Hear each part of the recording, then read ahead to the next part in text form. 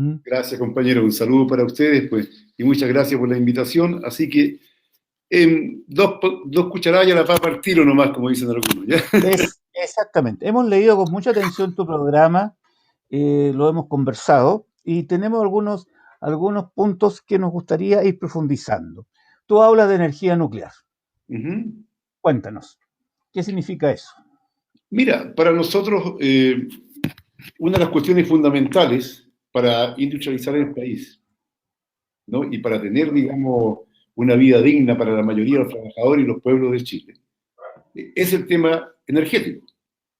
¿Ya? Sin una energía no puedes poner en movimiento las industrias ni cosas que se parezcan.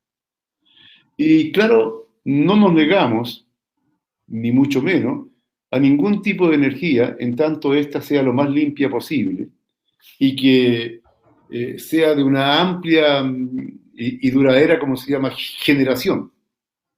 Y pensamos de que dentro de las energías más limpias existe es la energía nuclear, entre otras, ojo, hoy día se están desarrollando otra serie de tipos de fuentes de energía, de acuerdo a la ciencia y a la tecnología, que a lo mejor podría superar también, ¿no es cierto?, la iniciativa de usar en amplia escala lo que es la energía nuclear. Para nosotros el problema fundamental está en la capacidad que tengamos de un manejo correcto y seguro de toda la energía, de las capacidades tecnológicas y científicas que tengamos. No está en la energía en sí. Uno no puede negarse a un tipo de energía en forma, como se llama, como una cosa de principio, sería un absurdo. Por el contrario, hay que investigar y ver las condiciones. Hay que entender, por ejemplo, que en Europa buena parte de la energía eléctrica es a través de energía nuclear, con una serie de medidas bastante fuertes, digamos, de seguridad. Claro, tenemos nuestras dudas. Siempre en el capitalismo, en cualquiera de sus expresiones, como el concepto siempre es la ganancia, se descuida y no se toman todas las medidas de resguardo para que todo, en este caso la energía nuclear, sea segura. Pero ese es otro tema. Dice relación, digamos, con la posibilidad de hacer las cosas bien. Y eso solamente la puede hacer los trabajadores a través de un gobierno popular. Ahora, Ahora, en tu tu propuesta propuesta. nos habla de seguridad alimentaria. Interesante propuesta, seguridad alimentaria en esta crisis global de ecosistema que estamos viviendo. Cuéntanos. Mira, lo primero que es una cuestión que tenemos, todo país tiene que asegurar, ¿no es cierto?, la alimentación de su pueblo. Acá tenemos que asegurar de calidad y en cantidad. Pensamos que Chile, entre otras virtudes, siendo un país muy rico en suelos, en un mar generoso, etcétera, etcétera, hay que tomar todas las medidas, desde el tema de limitar formas de, ¿cómo se llama?, de extracción del mar, digamos, de una serie de especies que se las llevan fuera y que deben estar más centradas, digamos, en el consumo interno. ¿Ya? Algunas empresas que ni siquiera, digamos, recalan ni siquiera en los puertos chilenos, por ejemplo. Tenemos una necesidad también muy grande de integrar a la producción agrícola a vastos extensiones de terreno que hoy día son desérticos prácticamente. Todo el norte chico y, bueno, ¿para qué decimos el norte grande? Está hoy día en una situación de un problema hídrico impresionante y pensamos nosotros que con una situación de desalinización de agua de mar, hoy día existen las condiciones científicas para eso, técnicas, por cierto. Hay países que viven también de eso, sin que ellos tengan ni una gota de agua dulce, sin embargo, desalinizando agua de mar, logran tener verdaderos vergeles. ¿Ya? Es una cuestión que tenemos que hacerla. No podemos estar usando, digamos, una cantidad de recursos que se los llevan algunos por una vida de príncipes y parásitos, ¿no es cierto? En consecuencia que tienen que estar dedicados a estos recursos, a la producción alimentaria y también de pasada, ¿no es cierto?, terminar con las zonas de sacrificios y terminar, digamos, con el gran daño que se le hace al medio ambiente. Se supone que en la medida que tengamos mayor cantidad de bosque, mayor cantidad de extensiones verdes, también es un aporte a una calidad de vida tanto a nivel nacional como a nivel planetario. Es nuestro propio aporte. Entonces, claramente nosotros en eso no nos perdimos y pensamos de que una de las preocupaciones fundamentales es el tema alimentario. Pero además de eso, debe procurarse tener en cuenta las propias características y las costumbres que tienen los pueblos, las naciones y las comunidades en Chile. Debe asegurarse también, de acuerdo a sus propios aspectos culturales, ¿ya? Una alimentación adecuada a aquello. No se trata solamente de, como se llama, de colocar una alimentación uniforme, ¿no? Y exógena, sino que también a desarrollar las propias características o especificidades, ¿no? De productos que demanda de acuerdo a cada comunidad y de acuerdo a su cultura y a sus realidades. Tú hablas también dentro de tus propuestas fijación de precios. Absolutamente, nosotros pensamos que no puede ser que el mercado tenga como apéndice al Estado. Por el contrario, el Estado debe orientar y dirigir al mercado y colocar las reglas del juego. Y hay determinadas líneas que no pueden, como se llama, permitirse simplemente que queden al arbitrio del mercado. Por ejemplo, los remedios, los medicamentos. Hoy día es una danza de millones que ganan, digamos, las farmacias a partir de sobreprecio. Mira, a veces algunos están grabados en un 1000%. Y eso es de voz pública. Entonces tiene que haber fijación de precio en determinados tipos de artículos de amplio consumo y de necesidad vital para la población.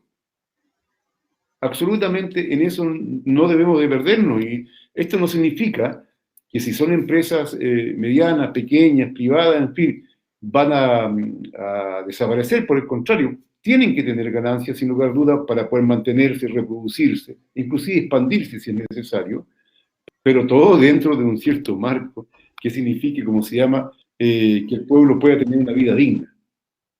Eso es así. Ahora entrando a esta área chica de esta definición de la economía, la expropiación especialmente, y en esta expropiación tú planteas también la expropiación de la banca. Sí, mira, nosotros pensamos de que el legado que nos entregó el compañero Salvador Allende es fundamental. Y una de las primeras 100 medidas que se tomó fue la estatización de la banca. Y a nosotros nos parece que para poder tener una economía sana e impedir que solamente todo el capital se convierta en capital especulativo, sino que profundizar el carácter productivo del mismo, tenemos que manejar la banca nosotros de acuerdo a un plan general desde el Estado. No puede ser algo hecho a la libre, porque si no estamos complicados, ¿no? Entonces, en eso no nos perdemos. O sea, hay que meterle mano al tema de la banca, así como a la gran minería, ¿no? Las grandes empresas mineras, ya sean en manos de capital extranjero o nacionales, deben estar en manos del Estado, ¿no? Tú señalas aquí, haces mención al legado de Salvador Allende, ¿m? Un gobierno que especialmente el presidente Salvador Allende fueron diferentes periodos para ir avanzando en la construcción de esa plataforma de izquierda. Hoy día sabemos que Chile, las condiciones generales no están dadas a lo mejor para esa construcción. ¿Cómo tú te planteas para poder generar un programa de estas características, invitando a lo mejor a otros sectores de izquierda? Porque acá se requiere una suerte de alianza más amplia para poder avanzar, ¿ah? Porque el 18 de octubre, tú lo habías planteado muchas veces, esta revuelta popular habló, el pueblo habló, ¿ah?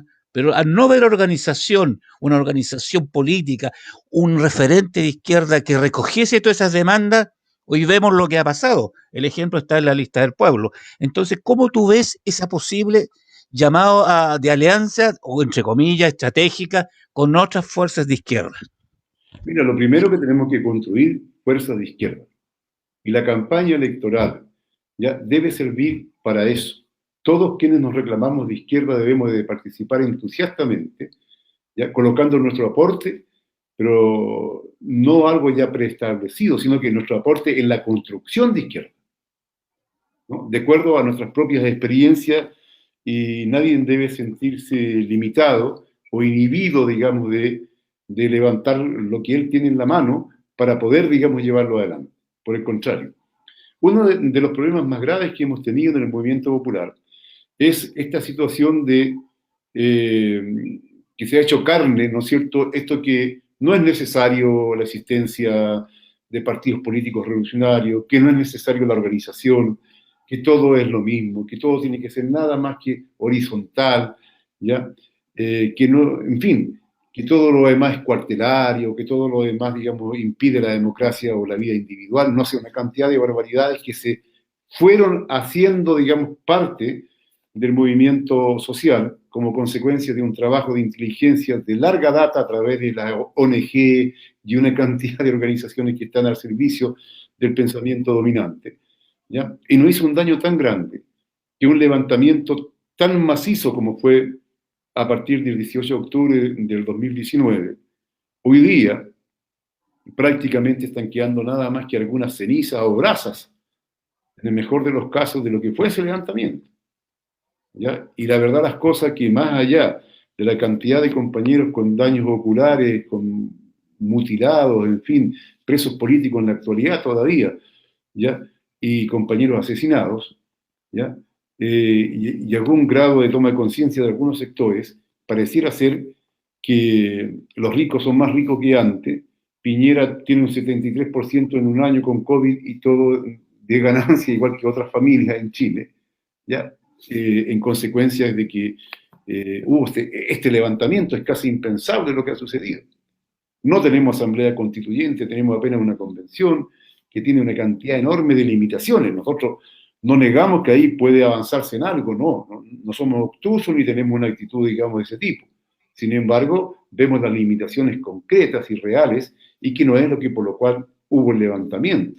El levantamiento, entre otras cosas, también sostenía la bandera de no más AFP y de renacionalización de los recursos naturales. Formaba parte del grito generalizado de todos los que salimos a la calle. Y eso ha sido, digamos, desnaturalizado. Bueno, no hubo dirección, es una barbaridad. Incluso algunas organizaciones aparentemente macizas, sociales grandes como la CUT, no tuvo ninguna participación efectiva y el movimiento pasó por el lado de ella sin mayor participación. Eso es muy grave, ¿ya? Aquí no se trata solamente de tener la capacidad de sacar una declaración diciendo, mira, apoyamos y consideramos de que la represión es brutal. Eso también hay que hacerlo, ¿no? Pero el problema es que, desgraciadamente, no hubo dirección ni del movimiento obrero, ni de las organizaciones revolucionarias de izquierda. Pero eso también es una cuestión que tenemos que resolver, ¿ya? Y claramente, para poder llevar adelante estas propuestas, digamos, programáticas que tenemos que tener un pueblo empoderado, pero organizado, con una política de superación de sociedad, no solamente de enfrentar los efectos del sistema capitalista, ¿no? Sino que plantear una sociedad, un paso adelante, pasar por encima de esta sociedad, que para nosotros no es otra cosa que el socialismo. Nosotros hablamos claramente de un gobierno patriótico, popular, de perspectiva socialista, con una perspectiva clara, ¿no?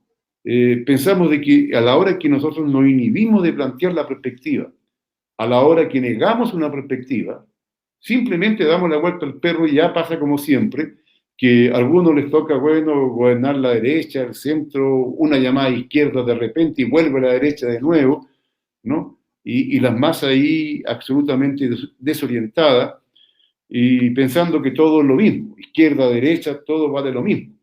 Que tiene toda la razón de llegar a esa conclusión, ¿no? Porque ve a sectores autorreclamados de izquierda que se niegan a plantear una sociedad superior y que le queda cómoda la actual sociedad. Entonces, claramente, tenemos que trabajar en eso y llamamos a todo el mundo a rectificar a aquellos que han abandonado, ¿no es cierto?, la perspectiva de cambios estructurales y pasar a un nuevo tipo de sociedad, a entender de que no hay otra forma. Lo demás, mira, para eso algunos de los sectores socialdemócratas y burgueses lo pueden hacer muy bien. No hay necesidad de reclamarse revolucionario para, como se llama, mantenerse haciendo nada más que alguna reforma. por ejemplo, con todo el cariño y respeto que puede merecer Pepe Mujica para todos nosotros. Sin embargo, nosotros no compartimos cuando él dice, mira, cuando éramos jóvenes queríamos cambiar el mundo y ahora nos conformamos con arreglar una plaza. O sea, eso es para nosotros impensable. Eso es impensable, ¿no?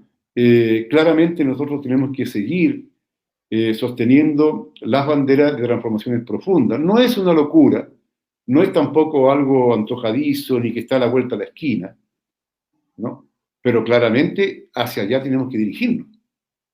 Y hay que... Ahora, Eduardo, dentro de este proceso constituyente, que nace de un acuerdo del 15N, que es un acuerdo que está viciado desde su origen, y teniendo en cuenta también todo esto lo que ha significado los famosos refichajes, donde la élite política se acomodó y aceptó esto de los refichajes.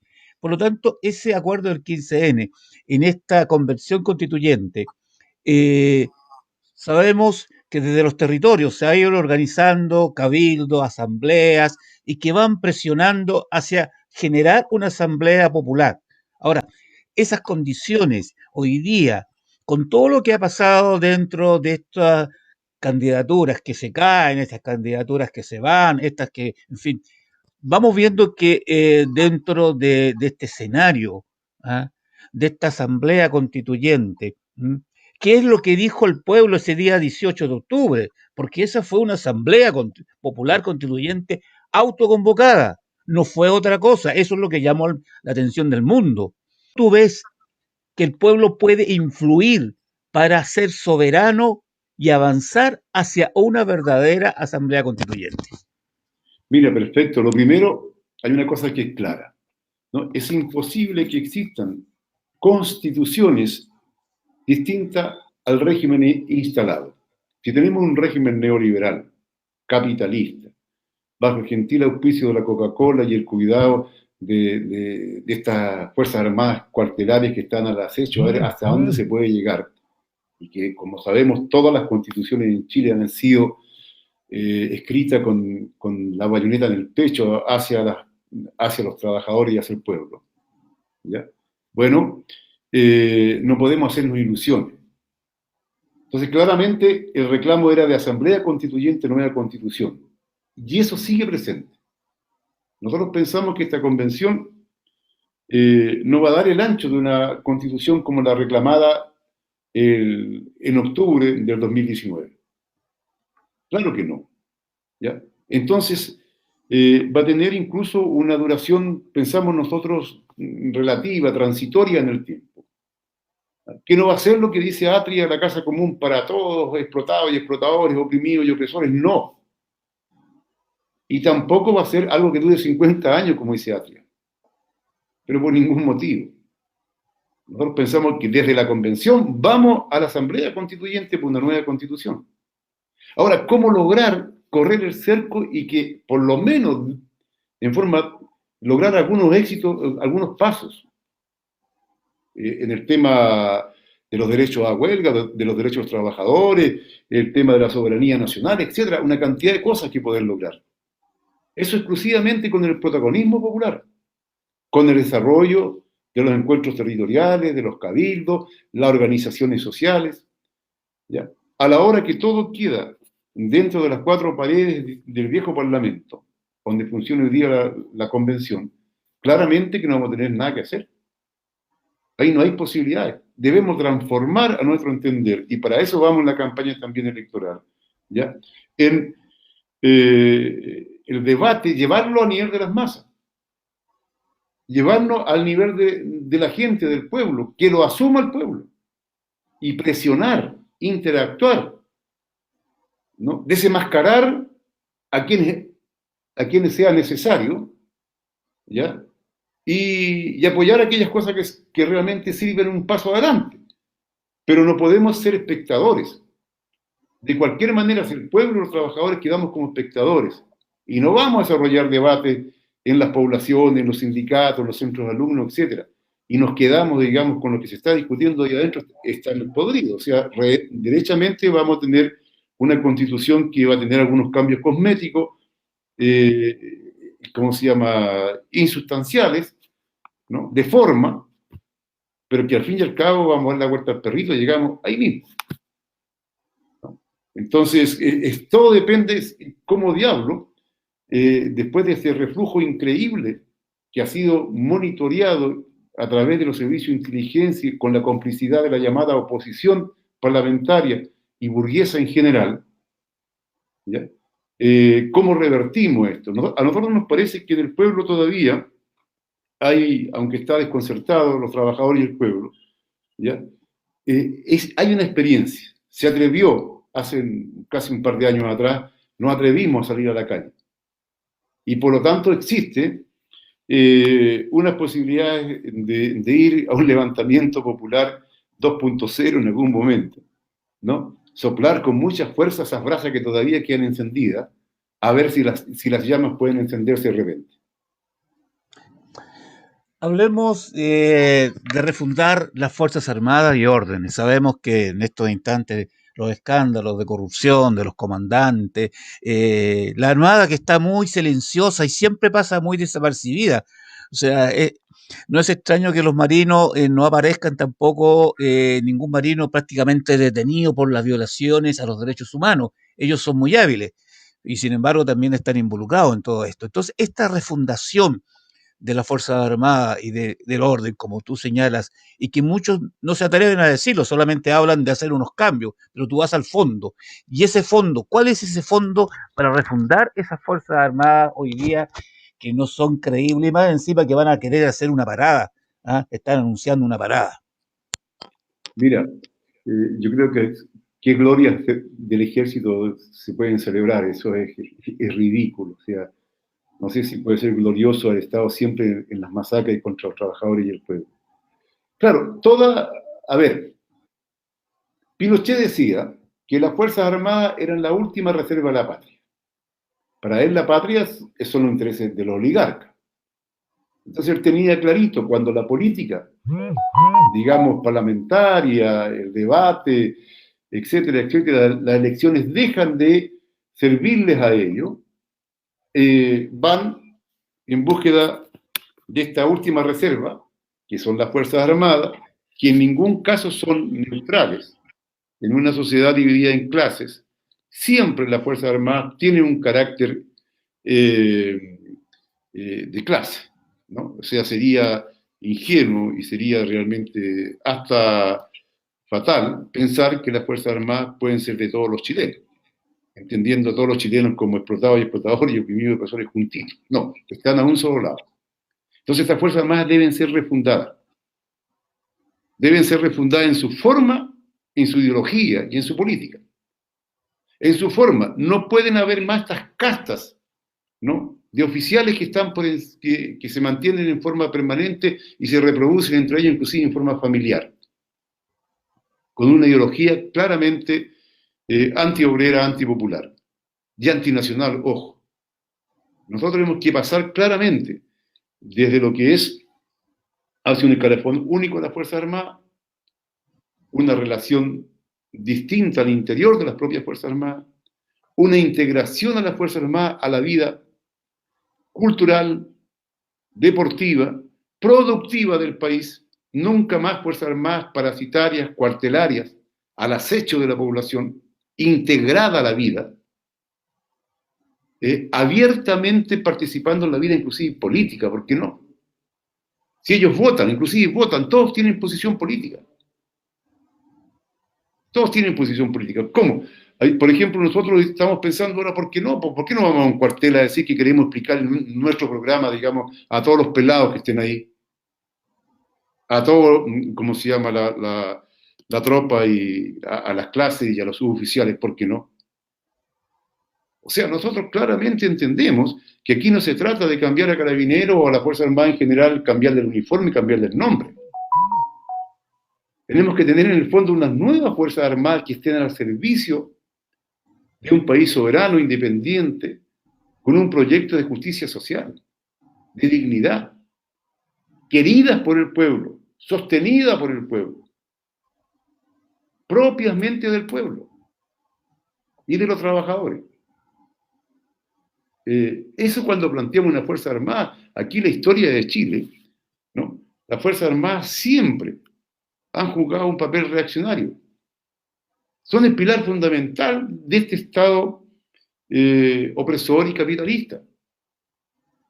Y van a seguir siéndolo porque ese es el papel que les corresponde. Entonces, tenemos que trabajar hacia la izquierda, el pueblo tiene que tener una política hacia las Fuerzas Armadas. No podemos nosotros obviar, como lo hacen muchos que se reclaman, o algunos que se reclaman de izquierda, que no las tocan.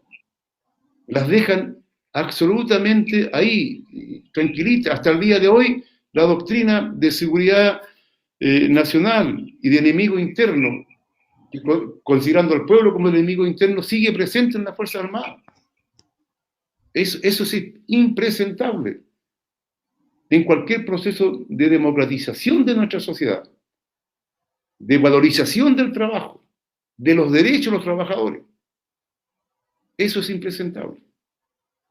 Mira, pregunta acá una persona en relación al tema de las Fuerzas Armadas. Pregunta, ¿en algún país donde sea así, que se haya democratizado las Fuerzas Armadas? Mira, todas las revoluciones han significado cambiar el carácter de las Fuerzas Armadas, construir una nueva Fuerza Armada. Esto no significa, como algunas en caricatura, de tomar, digamos, los actuales integrantes y fusilarlos, por favor. Eso ya es una, es como se llama, una barbaridad. ¿Ya? Claramente, todos aquellos que quieran asumir una posición de este nuevo carácter que deben de tener, probablemente tienen su espacio y así siempre ha sido. ¿No? Pero, ahora, si se ha hecho o no se ha hecho, en todos lados ha habido la sustitución de una fuerza armada por otra, ¿no? En todos los cambios profundos. Pero si no se ha hecho o se ha hecho, nosotros sí que tenemos que hacerlo. De acuerdo a nuestras propias características, con un carácter muy originario, aplicando mucho nuestra inteligencia, ¿no? De acuerdo a nuestra realidad. Yo creo que una de las cosas más terribles que a veces pasa en la izquierda será por flojera intelectual o porque es más cómodo a veces copiar algo que a algunos les resultaron en una realidad y en un momento histórico determinado. Copiar tal cual nosotros. Nosotros, al contrario, tenemos que, para que algo sea realmente duradero y que tenga una base y una interacción y un sostén desde las mayorías, tiene que ser construido con la mayoría y de acuerdo a nuestra propia realidad y con nuestro carácter originario. Esto no niega los principios fundamentales, ¿no? La lucha por una nueva sociedad y anticapitalista y la experiencia que tiene todo el movimiento obrero popular y de los pueblos del mundo, digamos, por la liberación. No los niega, al contrario. Pero una cosa son los principios y otra cosa es la manera que expresamos en la vida concreta. Hablemos de esta situación que hoy día nos aqueja mucho, que son los presos políticos mapuche y los presos políticos de la revuelta. Eh, Se ha hablado muchas buenas intenciones desde esta élite política, pero no van al fondo. De hecho, un proyecto de amnistía que está basado en una limitación para la liberación de todos los presos políticos. Tú planteas la libertad como una medida inmediata de los presos políticos mapuche y los presos de la revuelta. ¿Cómo eso se puede llevar a cabo en un gobierno de izquierda como el que tú pretendes presidir? Mira, si nosotros llegamos al gobierno, se va a dar porque hay compañeros que han dado la vida, otros han sido mutilados y otros han sido encarcelados. Sin todo este sacrificio y esta entrega extraordinaria, jamás podríamos llegar al gobierno, o por lo menos no a un gobierno popular. Por lo tanto, una medida de toda justeza en un gobierno popular es decretar la libertad de todos los presos políticos. Ojo, y cuando nosotros hablamos de presos políticos, y en esto no nos equivocamos, estamos pensando incluso en el comandante Ramiro. ¿Ya? Nosotros no permitimos, como algunos que han cruzado la línea, ¿no?, de desconocer el carácter político que tiene, como se llama, el compañero. Eso no hay que equivocarse, porque podremos discutir si la táctica fue adecuada, no, que el momento, y podemos discutir muchas cosas, ¿no? Y si es que tenemos tiempo. Pero lo concreto es que tiene que haber una solidaridad básica, fundamental, en relación a los presos políticos. No puede haber una actitud ambivalente y menos aún negar y decir que en momentos de democracia, como fue cuando tomaron a Ramiro, ¿ya? O cuando empieza todo el juicio contra Ramiro, ¿ya? Por el tema de Guzmán, ¿no?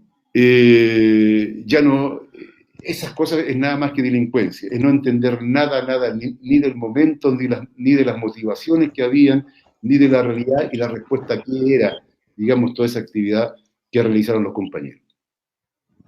En eso yo creo que hay que tener una posición muy firme, y como te digo, es impensable un gobierno popular, ¿ya?, sin liberar a los presos políticos, que es justamente quienes abrieron el camino.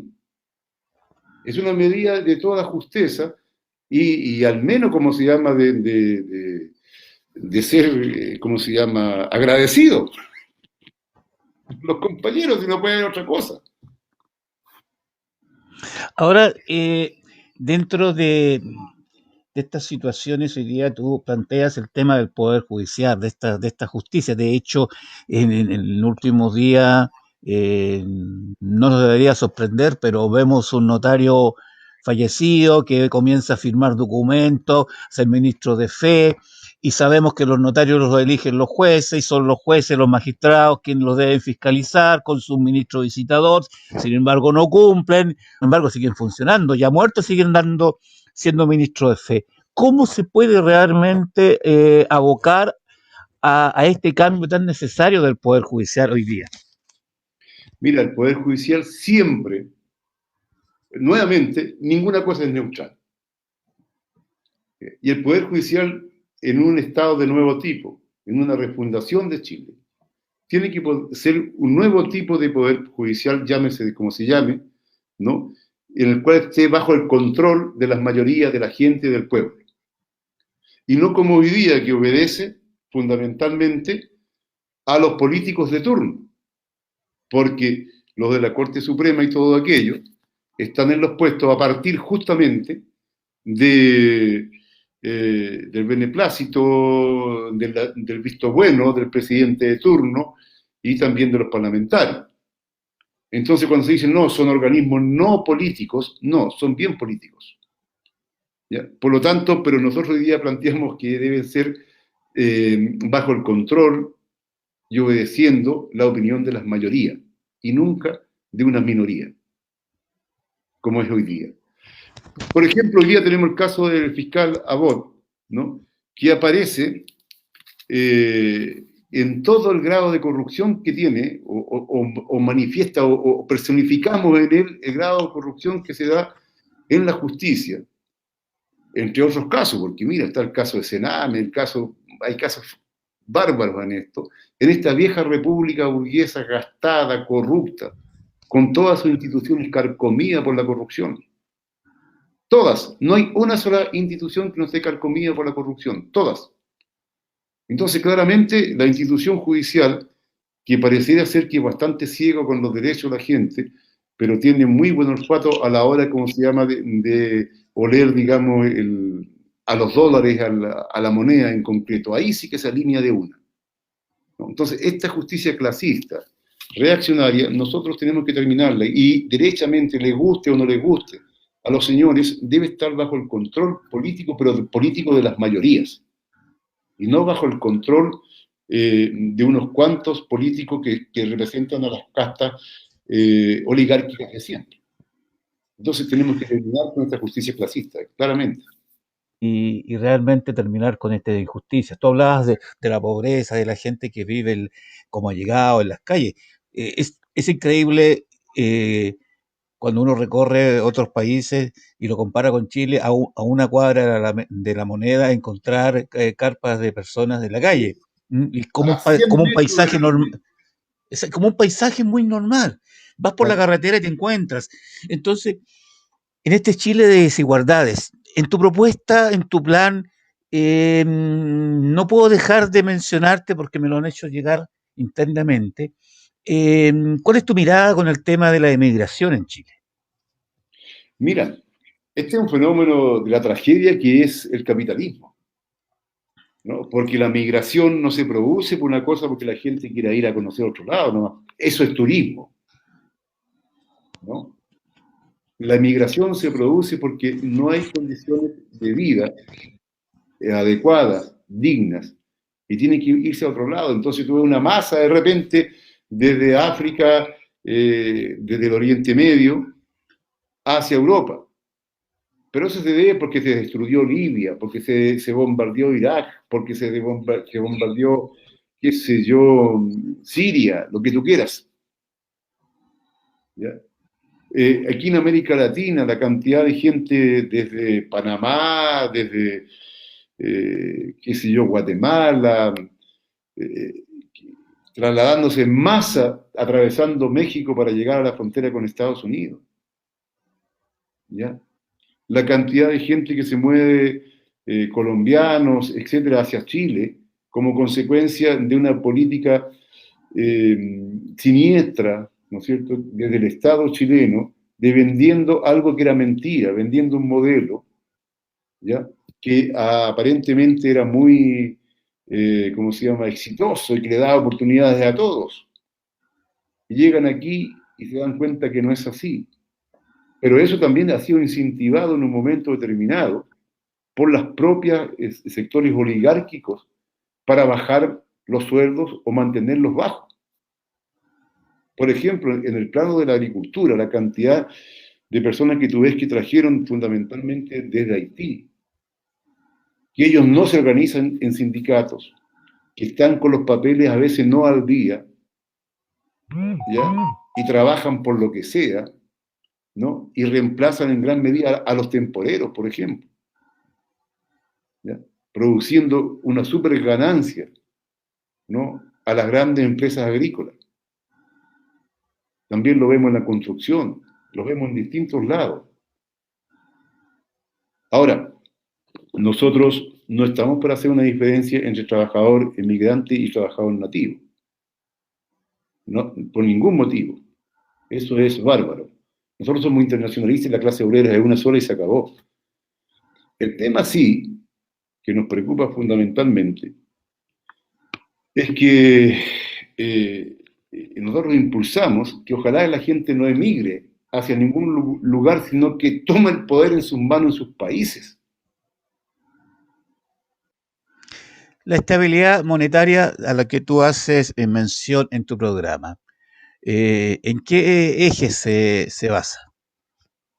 Bueno, se basa en primer lugar en una capacidad productiva ampliada a partir de la industrialización del país, ¿no? Se basa en que colocados los recursos de los naturales en manos del Estado y en manos del pueblo, esos recursos deben permitirnos incluso mantener determinada línea de, ¿cómo se llama?, de precios en un estado estable, inclusive en baja.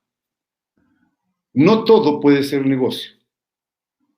Y además, pensamos nosotros que con la aplicación de la ciencia y la técnica, con una movilización general de todo el pueblo y de todos los trabajadores, no solamente vamos a tener una estabilidad en términos, digamos, de no producir cambios bruscos, sino que sí vamos a producir cambios, pero hacia el bienestar, porque se supone que toda revolución debe sustentar, ¿ya?, el acceso de las mayorías a todos los bienes que produce la sociedad, sean bienes materiales o bienes intelectuales. ¿Ya? Nosotros, nuestra revolución no está para vivir peor de lo que estamos ahora. No, está justamente para que millones y millones de personas tengan acceso, ¿no es cierto?, a todo lo que hoy día la ciencia, la técnica y el siglo XXI pone a disposición, ¿ya?, y que debiera estar a disposición de todos y no de unos poquitos. Entonces, ese proceso productivo ampliado, ¿no?, en que incluso se van a colocar, a nuestro entender, en movimiento sectores hoy día no productivos, porque, por ejemplo, las Fuerzas Armadas no son productivas, son solamente un gasto. Las Fuerzas Armadas deben de participar activamente en la vida productiva, e inclusive en la solución de los problemas más acuciantes que tengamos, como hoy día la situación de crisis que hay habitacional. Tú ves la cantidad de gente viviendo en condición de calle, es enorme, pero a eso tú agregas la cantidad de tomas que hay, sin contar mucha gente que está hacinada en las casas, que tú ves la fachada pero no ves para adentro. ¿Ya? Es necesario, es menester, que las Fuerzas Armadas no solamente sirvan de vez en cuando hay un maremoto, un terremoto, aparecen sus maquinarias, sus cosas para limpiar una calle. No, constantemente y permanentemente deben de estar trabajando junto a los trabajadores, inclusive con una gran movilización. Entonces, a nosotros nos parece que tenemos la energía, la fuerza y las posibilidades y la materialidad, porque Chile es un país muy rico. ¿Ah? Tenemos el hierro, tenemos el cobre, tenemos la madera, tenemos el cemento, las arenas, etcétera. Tenemos todo, digamos, para lo que es un desarrollo en gran escala, en beneficio de las mayorías, ¿no? Somos un país muy rico, como dice Castillo en Perú, ¿ya? Robándole un poco lo que él dice, pero lleno de pobres. Entonces, eso tenemos que cambiar. Y la estabilidad va a ser también con algunas medidas que impidan concretamente que los monopolios, ¿ya?, que el capital especulativo nos creen una crisis, ¿no?, y se lleven los capitales fuera del país. Por el contrario, vamos a tomar una serie de medidas concretas ya con los técnicos correspondientes para que eso no suceda y con un castigo muy fuerte si algunos pretenden hacer. Porque esos son crímenes que son contra el pueblo.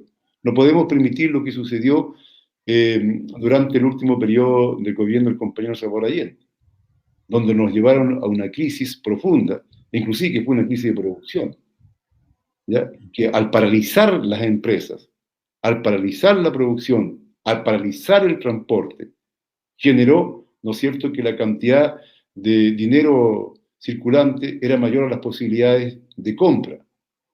Eso no lo podemos nosotros, de adquisición que tenía las masas. Esa situación no la podemos, como se llama, permitir. Eso hay que tomar medidas radicales y profundas. Y con un carácter, si tú quieres, muy duro a quienes intenten por esa vía, ¿no es cierto?, colocar de rodillas, a través del hambre, a través de las enfermedades, a través de una mala vida, a un proyecto popular. Nos llegan muchas preguntas de amigas y amigos, y eso demuestra el interés que hay en la candidatura del candidato que estamos entrevistando, Eduardo Ortiz. Hablando de derechos humanos, sabemos que en la dictadura se estableció una mal ley Vale de reparación y que en ningún caso fue al fondo del tema. Hoy día tenemos presos políticos, tenemos personas que han sido dañadas. El fin de semana estuvimos en Wynn con Mario Acuña, un obrero agrícola que sencillamente del día a la noche a la mañana quedó en las condiciones que quedó a cargo de una tía, en fin, una situación bastante dramática. Y si no es por la solidaridad de las personas, hoy día Mario Acuña estaría literalmente en la calle.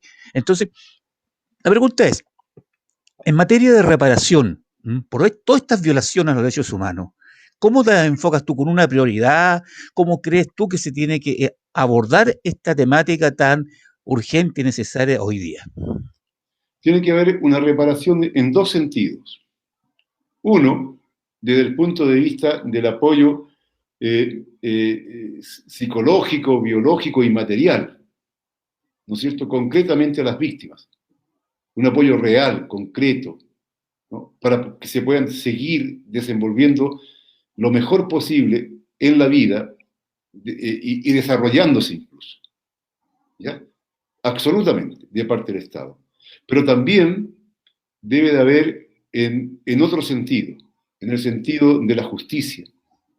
Se debe darles a ellos la satisfacción del castigo a quienes cometieron esos crímenes y esas barbaridades que los llevaron, como tú decías recién en el caso de Mario Acuña, que yo he estado ahí a él, ¿ya?, a esta situación de quedar prácticamente inmovilizado absolutamente. Claro que tiene que haber una situación de castigo. No puede ser que unos cuantos carabineros todavía estén impunes. Y algunos, como me contaba su propia tía la vez pasada, llegan en la noche, pasa un furgón, alumbra en dirección, digamos, ahí en el pasaje donde ellos viven, hacia su casa, ¿no? Y amedrentan, inclusive en las actuales condiciones. Eso no se puede permitir. Eso se termina y se castiga correspondientemente a quienes han cometido los crímenes. Tiene que haber una reparación entonces concreta, específica, pero también una reparación en la dignidad y en la justicia. Y eso el Ahora, Estado tiene que hacerse cargo. ahora estas señales que da Carabineros, que está tan empoderado en la represión, hace poquito en Plaza de la Dignidad, los hechos recurrentes de represión. Pero vemos que Carabineros premia a quienes son los responsables del alto mando y los asciende a general. En un gobierno popular, esas situaciones, ¿cómo se revierten? Mira, en primer lugar, hay una cuestión que es central. Es trágico lo que ha sucedido en Chile. Mira, entre comillas, de la vuelta a la democracia, que nunca fue tal, cuando Pinochet sale de la moneda, porque sigue jugando un papel importantísimo, digamos, en toda la pirámide del poder, habían 20.000 efectivos de carabineros. 20.000. Hoy día tenemos 66.000. Los sucesivos gobiernos democráticos entendieron que la crisis social y política iba a aumentar y que iba a existir reclamo. Y no hubo mejor manera de enfrentar eso que aumentar las dotaciones policiales. Investigaciones también aumentó muchísimo. No satisfacer la demanda popular, sino que crear las condiciones para que la demanda popular no lleve al levantamiento. Y había que prepararse con una policía militarizada hasta los dientes para reprimir la exigencia, digamos, popular por sus derechos sociales. Entonces es muy grave el diseño que tenemos nosotros desde lo que fue la concertación, Chile Vamos, Nueva Mayoría, en fin, todos estos gobiernos neoliberales. Que fue un diseño, ellos no es que, como decían algunos, no sabíamos, como decía Mañalich, que había pobreza, que la gente vivía hacinada, no, lo sabían, tomaron medidas, pero no medidas para resolver, sino que para prepararse cuando el pueblo se ponga insurrecto, reprimirlo. Y eso es gravísimo y eso hay que denunciarlo. Esa es la herencia que tenemos de estos gobiernos neoliberales. Entonces, claramente, nosotros tenemos que tener un nuevo tipo de policía. Una policía que no puede ser cuartelaria, que vaya, golpee y enseguida se refugia nuevamente en sus cuarteles y vuelve a ir a golpear cada vez que sea necesario, sino que una policía que esté en íntima relación y en coordinación y a partir de las demandas populares para solucionar los problemas concretos. Y seguramente en la medida que se empodere mucho el pueblo, la policía incluso en cantidad va a ser muy inferior. No tendría por qué ser de la cantidad que es. Mira tú como en el Guanmapu cómo está hoy día, ¿no? El grado de militarización, de acoso que hay permanente sobre las comunidades, sobre los estudiantes, sobre los niños. Es horrible. Entonces, claramente, la solución a los problemas sociales pasa por un pueblo empoderado, por los trabajadores empoderados y jugando el rol fundamental. Y la policía, por cierto, en coordinación con el pueblo, no nunca más una policía que esté contra el pueblo. Sí, recientemente se aprobaron más recursos para esta policía. Mira, te llegan varias preguntas, entre ellas una que dice, ¿por qué tú no has sido parte de la articulación de la unidad de la izquierda? No, nosotros somos parte. Nosotros hemos tratado de articularnos y de hecho Unión Patriótica es un esfuerzo que estamos haciendo en ese sentido. Lo que sucede es que lo que entendemos por izquierda es distinto a lo mejor lo que pueden entender otras personas. Para nosotros no basta solamente con lucha reivindicativa inmediata. Sí, eso hay que hacerlo y hay que hacerlo con mucha fuerza, pero todo con una perspectiva de superación social. Es por eso que, por ejemplo, cuando alguien dice qué pasa con Boris, qué pasa con la Narváez, qué pasa con la Proboste, en fin, etcétera, con Ominami, etcétera, y nosotros decimos, mira, para ser verdaderamente de izquierda desde un punto de vista democrático, popular y revolucionario, tienes que tener y enfilar todos tras un proyecto de superación social. Más aún, nosotros estamos dispuestos, y para eso es también la campaña, porque ojalá que esta campaña sirva para el encuentro y el reencuentro de muchos compañeros, ¿ya? Y compañeras, ¿ya? Que nos reclamamos desde la izquierda y podamos mirarnos y respetarnos y tratar de encontrar, ¿no es cierto?, la manera de articularnos, ¿no? Porque indiscutiblemente que eso es necesario. Sin una izquierda poderosa, revolucionaria, nada, nada es posible en las transformaciones sociales. El pueblo, los trabajadores, no tenemos nada, ¿no? En eso estamos conscientes y nadie puede sentirse inhibido, ¿no? O alguien sentirse para ponerle el pie encima al otro. ¿Quiénes somos qué? ¿Qué cosas tenemos una estrella en la frente? ¿Qué hemos ganado todavía? Tenemos que avanzar en el encuentro y en el respeto mutuo en las organizaciones que nos reclamamos desde los trabajadores y el pueblo. Sí, a lo mejor discutir, a lo mejor acaloradamente las veces que sea necesario, pero entender claramente que el método que se usa para debatir entre nosotros en el seno del pueblo, en el seno de los trabajadores es uno, y el método que usamos para debatir y pelear con los enemigos de los trabajadores y el pueblo es otro. Y no podemos de repente usar el mismo método allá y acá, ¿ya? O sea, nosotros consideramos que la práctica es criterio de verdad, y la práctica, por lo tanto, debe alinearnos a todos, debiera mejorarnos la plana a todos, absolutamente. Tú hacías mención recién a Guasmapu, toda esta criminalización que tiene el pueblo mapuche. ¿Ah? Y en estos primeros pueblos, en esta propuesta de Estado plurinacional, ¿cómo tú lo ves en perspectiva de poder concretar, entendiendo que hay una élite política que es enemiga de reconocer los derechos de los primeros pueblos? Mira, hay una cuestión que es clara. Nosotros, y aquí hablo más como PCAP que como UPA, cuando nacimos, nosotros fuimos una de las primeras, o la primera organización que comenzamos a votar en el año 1979. Hablábamos en ese momento, el término que usábamos era un país multinacional. ¿Ya? No usábamos el término plurinacional como hoy día, que es mucho más correcto, sin duda. ¿Ya? Pero indiscutiblemente que Chile es un país que debe tener un Estado plurinacional. Y para tener un Estado plurinacional, deben ser los propios pueblos quienes asuman en sus manos la forma y los estilos de economía, de gestión política, etc.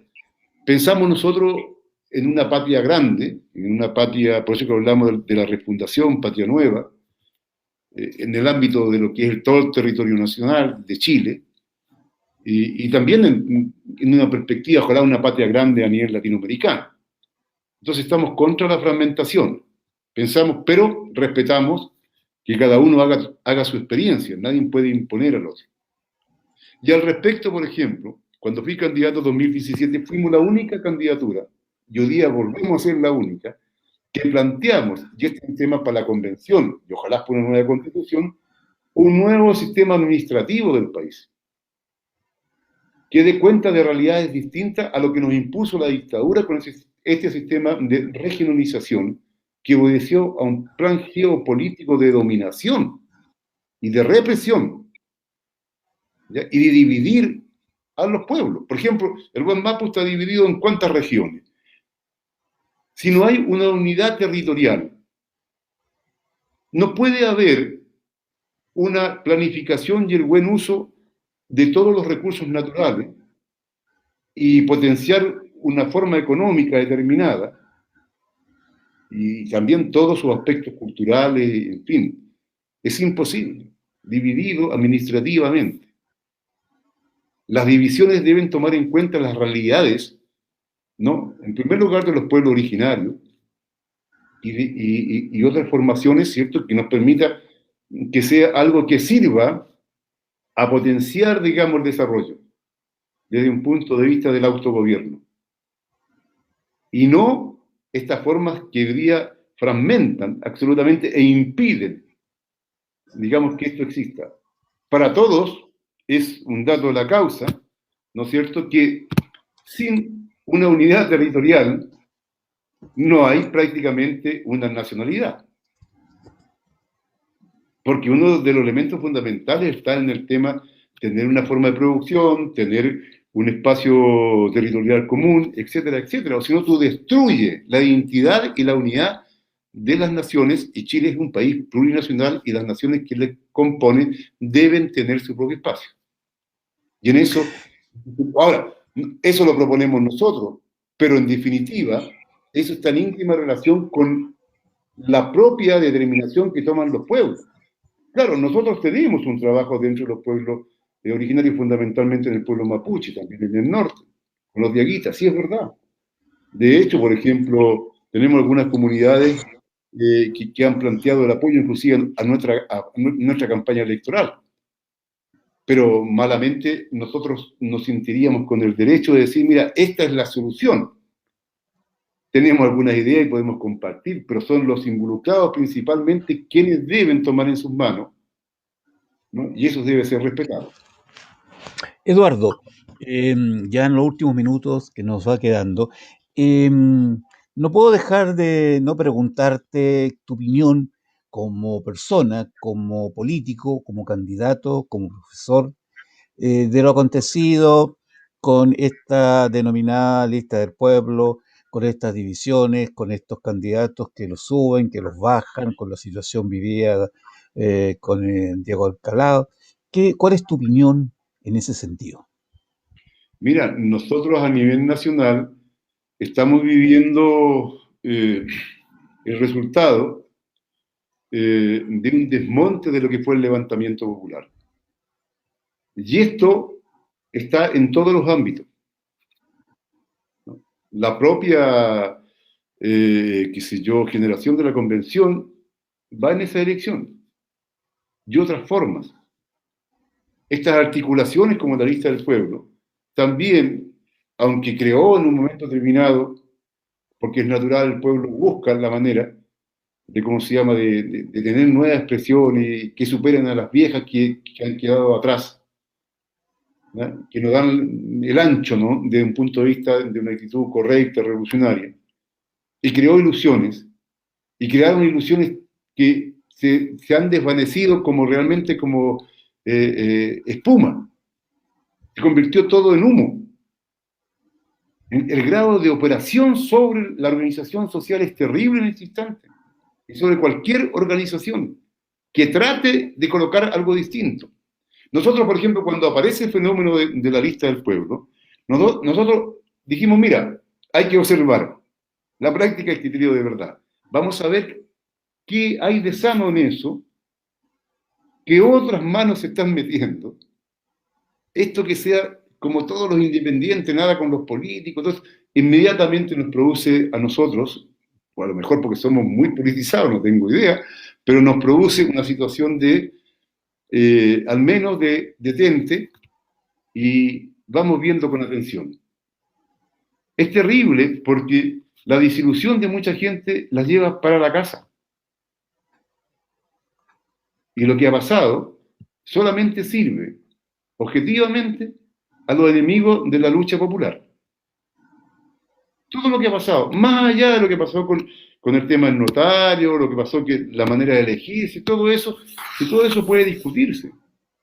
Porque también podía explicarse, cosa que yo no estoy de acuerdo con ese método, pero podría hasta explicarse que las trabas que coloca el sistema electoral chileno, que es un sistema para que se reproduzcan los mismos de siempre, obligan a buscar un atajo.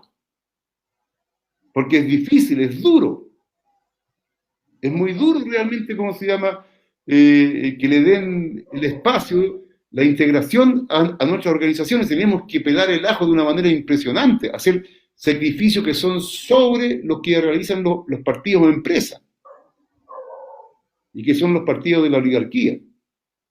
No estoy justificando entonces que se vayan por un atajo y que inventen, digamos, la firma con un notario que estaba muerto y todo eso. No estoy justificando nada, ¿no? Pero claramente hay una realidad objetiva. Se hace muy difícil. Y que también eso debe terminarse, debe facilitarse absolutamente la participación del pueblo, los trabajadores, en todos los eventos de carácter electoral, etcétera. Aunque el cambio no es solamente con un lápiz y un papel, sin el protagonismo popular, sin la organización territorial, sin los cabildos, sin los sindicatos, centrados en los intereses de los trabajadores, con una perspectiva política. Sin eso, el votito es eso, un votito nomás. No es suficiente. Muchas veces ni siquiera es lo más importante.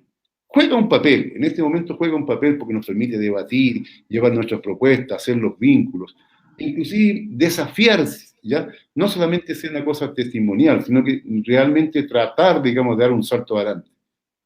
¿Ya? Nos permite eso, pero no hay que hacerse ilusiones.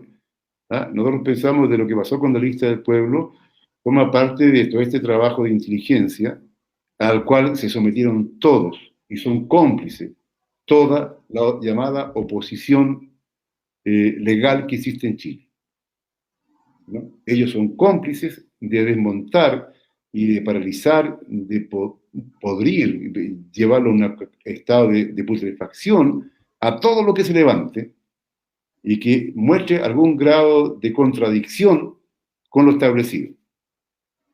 ¿Ya? Ese es un trabajo de inteligencia porque de repente el 15 de noviembre de 2019, ¿no? Piñera como que de repente se encontraba en un dilema. ¿Qué hacía? ¿Hacía un golpe blando con una masacre de unos 500 o 1000 personas, con lo cual iba a quedar un problema, digamos, internacional y de diverso tipo? ¿O le salía mejor para que las oligarquías y las grandes empresas siguieran teniendo las pingues ganancias que tienen hoy día, porque el capital es muy miedoso, ¿no? Producir, digamos, el desmonte organizado, planificado, en el cual se comprometieron la falsa izquierda, ¿no? Y se comprometió, por cierto, la derecha más dura, todo ello formando distintos espacios.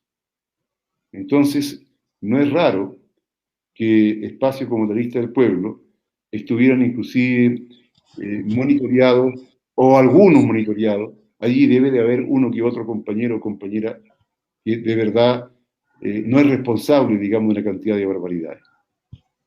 Eduardo, te preguntan, ¿cuál es tu diferencia como candidato con el Pacto Apruebo Dignidad? Bueno, nosotros vamos muy firmes en el tema de lo que es la refundación de Chile. Nosotros no entendemos solamente dar cuenta de algunos aspectos específicos. Más aún, esos aspectos específicos llegan a ser a veces cosméticos. Porque cuando alguien habla y dice, mira, mi modelo es la Merkel de Alemania, y pone como ejemplo a la Merkel de Alemania, si la Merkel de Alemania es reaccionaria. Lo que sucede es que aquí el eje parece se pasó para otro lado. Entonces, algunos que se reclaman de izquierda, en realidad están en la derecha. ¿Ya? Porque nosotros estamos por una transformación de la sociedad. Sí, vamos a discutir una serie de aspectos y que algunos, puede que encontremos algunos puntos de unidad también con alguien de repente en una reivindicación concreta y específica. Aunque siempre nosotros la vemos también en movimiento para apuntar hacia el tema del poder político, no como otros que la ven como un hecho en sí. Entonces tenemos una diferencia absoluta. Nosotros no hemos sido parte de ningún gobierno neoliberal, de ninguno, y por lo tanto no somos parte del problema, sino que de la solución. Nosotros pensamos que los demás amigos son parte del problema porque ellos son, mira, pongamos en el caso, aquí hay compañeros que en la nueva mayoría fueron asesores del Ministerio del Interior. Fueron asesores del Ministerio del Interior que reprimía al pueblo mapuche, a los estudiantes, a los trabajadores. Y hoy día se presentan como candidatos del pueblo, es imposible. Perdóname, no es que uno esté pidiendo la prueba de la blancura cada rato, no, pero sin embargo hay una experiencia. Y la experiencia da conocimiento. Es mucho más que digas, mira, ahora me di cuenta, no sé qué, no. Entonces tenemos unas razonables dudas sobre hasta dónde es sincero determinadas posiciones y hasta dónde hay mucha demagogia. Eduardo, ya en el último tramo de este enfoque de noticias, hablemos no tanto del político, del compañero, del profesor, hablemos de Eduardo. la persona, su entorno, ese día a día ahí con su familia, con sus seres queridos. ¿Cómo te defines tú con tu familia en pocas palabras? Mira, yo soy una persona al igual que el resto de todos los trabajadores, con penas y alegrías, como todo el mundo, con una perrita que se llama Pelusa, qué sé yo, que viene como, ha pasado por 4 familias distintas y fue recogida en la calle, que anda pegada al lado de uno todo el rato. Tengo 2 hijas de mi primer matrimonio, que son maravillosas, las quiero muchísimo, ellas también me quieren, tenemos una muy buena relación. Afortunadamente salieron compañeras eh, comprometidas, digamos, con el mundo popular. Eso no significa que estén de acuerdo en todo conmigo, esa es otra cosa, ¿ya? Pero en ese sentido, yo provengo de una familia de trabajadores. Mi papá tenía segundo año básico. Fue un carpintero, fue, ¿cómo se llama? Un cerrajero. Yo también fui cerrajero cuando joven, trabajaba en construcciones metálicas. Estudié en un liceo nocturno, en el barrio Borgoño, pero en la noche. Luego entré a estudiar a la escuela normal Abelardo Núñez, también en horario vespertino, porque estaba metido en la política, trabajaba, más encima me enamoré temprano y me casé, en fin, todo lo que tú quieras, ¿ya? Con esa energía que teníamos en esos años que podíamos hacerla toda, ¿ya? Claro, eh, ¿qué te voy a decir? Saqué mi título en la Universidad Técnica del Estado, ¿no? Estudiando más de la cuenta, de manera como no tenía tiempo y no tenía muchas cosas, qué sé yo, adelanté en un año la carrera, tomando, digamos, una cantidad de asignaturas por tutoría, ¿no? Eh, no he dejado nunca militar desde los 12 años en la misma posición revolucionaria. No siempre en la misma, porque indiscutiblemente uno no es un conservador. No es la misma desde el punto de vista de que algunas ideas se van, digamos, desarrollando, sin lugar a dudas, pero siempre en la perspectiva de lo que significa los intereses de los trabajadores y el pueblo y tras el socialismo, así, claramente, sin ningún problema. ¿Ya? Tengo ya una edad determinada, eh, que tengo una vida que yo creo, aunque he pasado bastante rabia algunas veces. Tuve una profesión que ejercí durante 33 años haciendo clases, soy un profesor de enseñanza general básica. Elegí esa profesión porque me gustaba además, pero porque además me dedicaba una cantidad de tiempo. Yo trabajaba una jornada, por ejemplo, de las 8 a las 2, haciendo clases. Me permitía enseguida de las 2, de ahí para adelante hasta las 12 de la noche, estar en la actividad social y política. Me permitía tener los 15 días de vacaciones de invierno, los 2 meses de vacaciones de verano, 6 días administrativos, ¿ya? O sea, también, y además me permitía estar en contacto con los apoderados y con los estudiantes, ¿no? Así que estoy, no, ¿cómo te podría decir?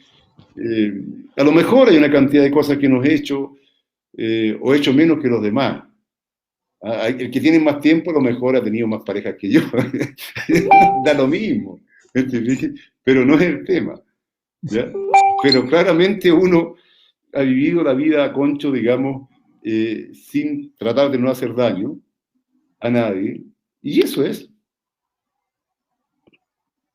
Ese es Mira, Eduardo. llegan varias preguntas, pero es imposible traspasártelas todas. Pero Que ese Haití maravilloso que fue la primera república independiente de América Latina. Ese Haití que nos entregó tanto desde un punto de vista del apoyo a la independencia de los países de habla hispana, aunque ellos hablaban francés, que ha sido tan castigado por el imperialismo francés y norteamericano hasta dejarlo prácticamente destruido. ¿Ya? Ese pueblo haitiano que fue capaz de hacer una revolución bellísima y fue la primera república independiente de América Latina. ha sido grato tenerte y queremos que puedas dirigirte a esa juventud, fundamentalmente a esa juventud, en tus últimas palabras. Sí, mira, yo creo que los compañeros asuman con todo lo generoso que es la juventud, la generosidad está en la juventud, que sueñen y que vivan, digamos, lo que es el futuro, una sociedad de tipo superior, centrada en la mayoría, en los trabajadores, que se organicen, que superen las contradicciones que hemos tenido en nuestro periodo para que la organización popular realmente dé un salto hacia adelante, ¿no? Eh, que tenemos futuro, si no, aquí lo que se plantea eso de que socialismo o barbarie sigue siendo verdad,